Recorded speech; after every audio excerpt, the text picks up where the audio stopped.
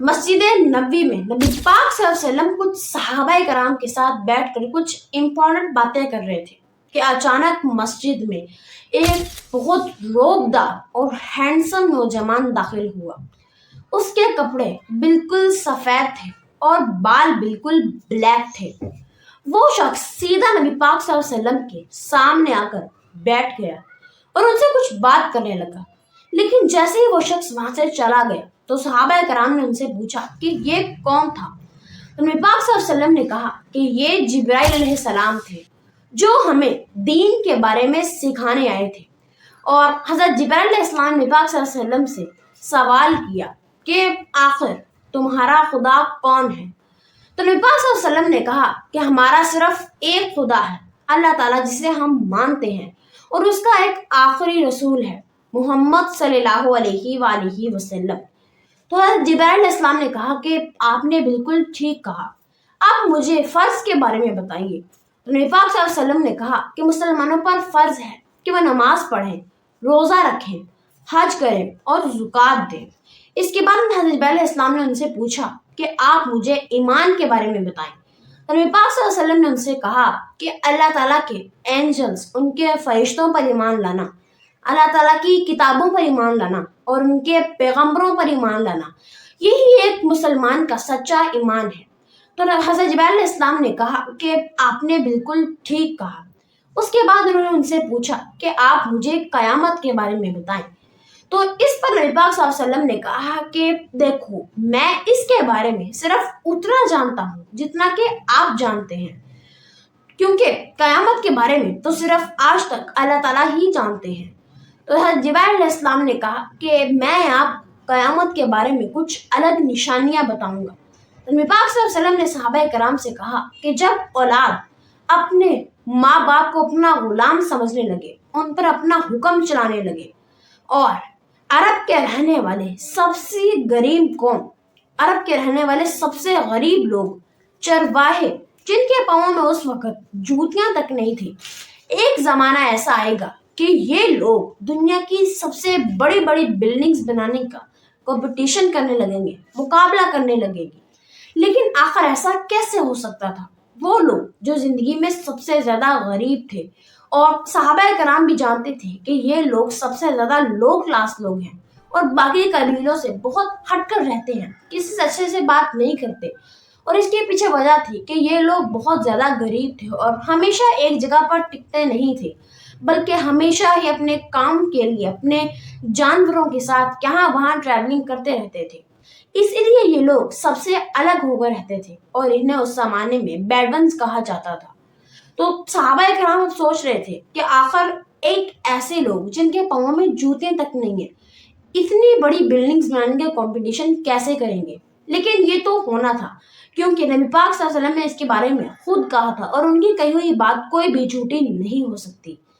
لیکن نبی پاک صلی اللہ علیہ وسلم کے بعد جب خلافت راشدہ بہت بڑی ہو گئی اور مسلمانوں کی امپائر سب سے بڑی اور سب سے طاقتور امپائر بن چکی تھی، یہاں تک کہ دا گریٹ الیگزینڈریا اور رومنز امپائر بھی ان کے سامنے کچھ نہیں تھے، اور مسلمانوں کی خلافت پوری دنیا پر چھا چکی تھی، اور اسی چیز کا فائدہ اٹھا کر یہ بیڈونز پوری دنیا میں پھیل گئی۔ لیکن اتنی زیادہ پھیلنے کے بعد بھی ان کی پاپولیٹی سب سے زیادہ عرب میں ہی رہی۔ لیکن اتنے بدلاؤ کے بعد بھی ان لوگوں کے کلچر میں کوئی بدلاؤ نہیں آیا، اور ان کی حالت بالکل بھی ٹھیک نہیں ہوئی۔ یہ ویسے ہی تھے جیسے آج سے بہت سال پہلے۔ لیکن جب خلافت عثمانیہ کے آخری دور چل رہا تھا اور خلافت عثمانیہ ختم ہونے والی تھی، تب دنیا ایک نئی ماڈرن زندگی کی طرف جانے لگی اور لوگ بہت ساری ٹیکنالوجی بنانے لگے۔ تب خلافت عثمانیہ کے ایک بہت بڑے خلیفہ نے ان لوگوں کو بھی ایک نئے کلچر کی طرف آنے کی دعوت دی، اور ان کو بھی کہا کہ آپ لوگ ایک پرماننٹ لائف جینے کی کوشش کریں۔ لیکن یہ لوگ ان سب باتوں سے بالکل بھی خوش نہیں تھے، اور خلافت عثمانیہ نے پوری دنیا میں ایک نئی ٹیکنالوجی بنانے کے لیے بڑے بڑے پروجیکٹس شروع کیے، یہاں تک کہ استنبول سے انہوں نے مدینہ تک ایک بہت بڑی ٹرین بھی بنائی، لیکن اس ٹرین کے راستے میں ہمیشہ ایک رکاوٹ تھی، اور وہ رکاوٹ تھی یہ بیڈونز لوگ۔ لیکن یہ لوگ پھر بھی اس کلچر کی طرف نہیں آنا چاہتے تھے، اور اس کے پیچھے بھی ایک وجہ تھی کہ ان ہی لوگوں نے بہت سال پہلے 20,000 حاجیوں کو شہید کر دیا تھا، اور خلافت عثمانیہ کے خلیفہ کے بار بار کہنے کے باوجود بھی یہ لوگ اپنا کلچر نہیں بدلنا چاہتے تھے اور بالکل بھی خوش نہیں تھے۔ اور آخر کار عرب کے پہلے بادشاہ ابن سعود نے ان کے ساتھ ایک بہت بڑی جنگ کی اور پھر اس علاقے کو فتح کر لیا، جسے آج ہم سعودی عربیہ کہتے ہیں۔ اور اس کے بعد سعودی عربیہ سے تیل بہت سارا ڈسچارج کرنے کے بعد یہی لوگ، جن کی کسی زمانے میں کوئی اوقات نہیں ہوتی تھی اور لوگ انہیں بہت لو کلاس قبیلہ کہتے تھے، آج وہ دنیا کے سب سے زیادہ رچ پیپل بن چکے تھے، اور ان میں سے تو کچھ ملین آف ڈالر اور بلین آف ڈالر بھی بن چکے تھے۔ لیکن کچھ عرصے بعد ان لوگوں کو پتا چل گیا کہ یہ تیل پرماننٹ نہیں رہے گا اور کچھ عرصے بعد ہی ختم ہو جائے گا، اور اس کے ساتھ ساتھ ہماری یہ لگژری لائف بھی ختم ہو جائے گی۔ اسی لیے ان میں سے سب سے پہلے دبئی کے بہت بڑے بادشاہ شیخ محمد بن راشد نے، جو کہ خود ایک بیڈون قبیلے سے تعلق رکھتے تھے، انہوں نے دبئی کو تیل سے نکال کر ایک لگژری اور ایک بزنس آئیڈیا لائف کی طرف لے جانے لگے، اور آخر کار دبئی کچھ عرصے بعد ایک بہت بڑی بزنس کنٹری بن گیا، اور اس کے بعد ایک بہت بڑی بلڈنگ بنی جسے آج ہم برج الخلیفہ کہتے ہیں، اور یہ بلڈنگ بالکل دبئی کے بیچ ہے، اور آج یہ وہی بلڈنگ ہے جس کا ذکر بہت سارے نبی پاک صلی اللہ علیہ وسلم نے کیا تھا کہ کچھ چرواہے جو کہ اس وقت ان کے پاؤں میں چپل نہیں تھی، آج وہ بہت بڑی بڑی بلڈنگز بنانے کا کمپٹیشن کریں گے۔ لیکن یہ کمپٹیشن کیسے ہوگا؟ جب دبئی میں ایک بہت بڑی بلڈنگ بنی جسے ہم برج الخلیفہ کہتے ہیں، یہ اس وقت انسانوں کی بنائی ہوئی دنیا کی سب سے بڑی بلڈنگ تھی، کیونکہ اس سے 4,500 سال پہلے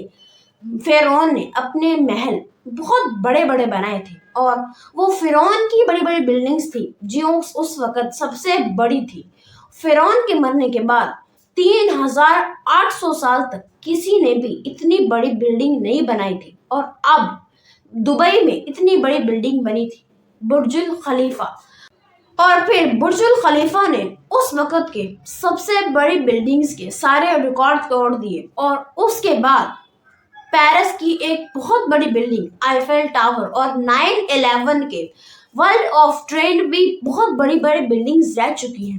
لیکن جب دبئی نے اتنی بڑی کامیابی حاصل کی اور اس وقت کی سب سے بڑی بلڈنگ ان کے ہی کنٹری میں تھی، تو اس سب کو کاپی کر کے سعودی عرب یعنی عرب میں بھی ایک بہت بڑی بلڈنگ بنائی گئی، جو کہ بالکل مکہ کے سامنے تھی، خانہ کعبہ کے بالکل سامنے ایک بہت بڑی بلڈنگ بنی جس کا اعلان کیا گیا، اور کچھ عرصے بعد ہی وہ بلڈنگ کمپلیٹ ہوئی جس کا نام ہے کنگڈم ٹاور۔ اور یہ جب ٹاور بنا تو اسے دیکھ کر دبئی کے لوگوں نے پھر سے کاپی کیا اور ایک اور بہت بڑی بلڈنگ بنائی، لیکن پھر بھی سعودی عربیہ کی بنائی ہوئی یہ بلڈنگ کنگڈم ٹاور اس وقت کی سب سے بڑی بلڈنگ بنی، اور آہستہ آہستہ یہ سلسلہ اسی طرح سے شروع ہو گیا۔ اور آج وہ لوگ جو کسی زمانے میں چرواہے ہوا کرتے تھے، کیونکہ آج کی یہ بڑی بڑی بلڈنگز بنانے والے لوگ، ان سب کا تعلق کسی نہ کسی طرح سے عرب کے ان چرواہوں سے ہی ہے، اور نبی پاک صلی اللہ علیہ وسلم نے بات جو آج سے 1400 سال پہلے کی تھی کہ ایک زمانہ ایسا آئے گا کہ چرواہے آپس میں بڑی بڑی بلڈنگز کا مقابلہ کریں گے، وہ بات اس طرح سے ختم ہوئی، اور آج بھی ہم وہی سب دیکھ رہے ہیں، کیونکہ اس وقت حضرت جبرائیل علیہ السلام نے نبی پاک صلی اللہ علیہ وسلم سے کہا تھا کہ یہ سب نشانیاں آج کے لوگوں سے زیادہ آج کے زمانے کے لوگوں کے لیے بہت ضروری ہیں، اور اگر ہم دیکھیں تو قیامت کی وہ ساری نشانیاں تو آج کے دور میں پوری ہو رہی ہیں۔